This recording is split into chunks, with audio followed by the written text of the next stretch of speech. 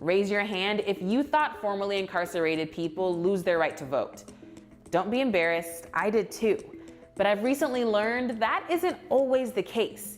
And now thousands of people in Illinois correctional facilities are learning that too.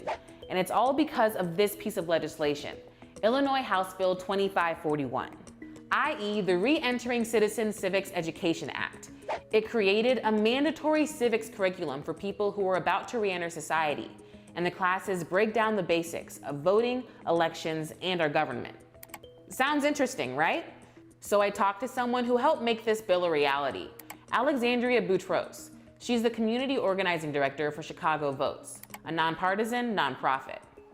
House Bill 2541, now public law, started off as just an idea. So I was a college student at DePaul University. I got involved with a program that brings higher education to people who are incarcerated. So we did a class project together, and it resulted in a survey being created by my colleagues who are currently incarcerated at Stateville. And they passed around that survey, and the basic results came out saying that the majority of people said that they are very interested in voting.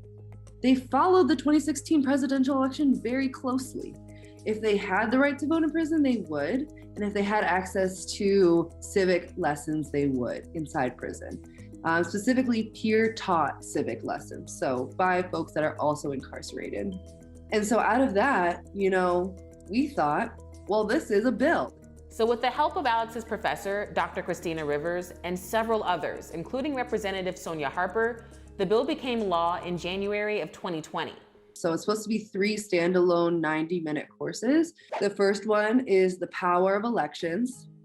The second is voting 101. And the third is government 101.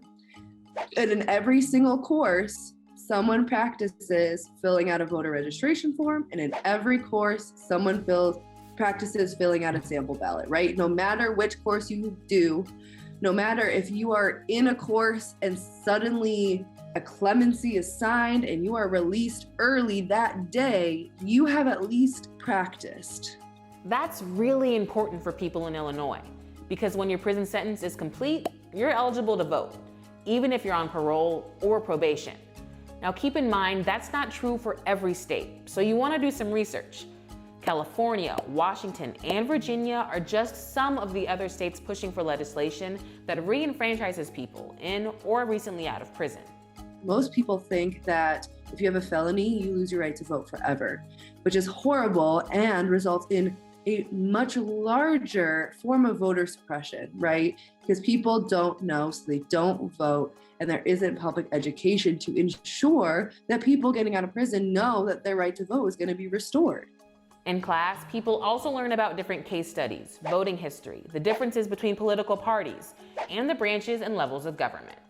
Think of the courses as a more concise and direct version of what people learned in their government or civics classes in school. But for some reason, it seems like none of us remembered this stuff, despite how important it all really is. Civics is everything from voting to talking to your lawmakers to court watching. And so when we talk about civic engagement, it's much more beyond voting, because voting is just one part of this larger democratic system. We have to be involved at every step of the process. Democracy must be a way of life.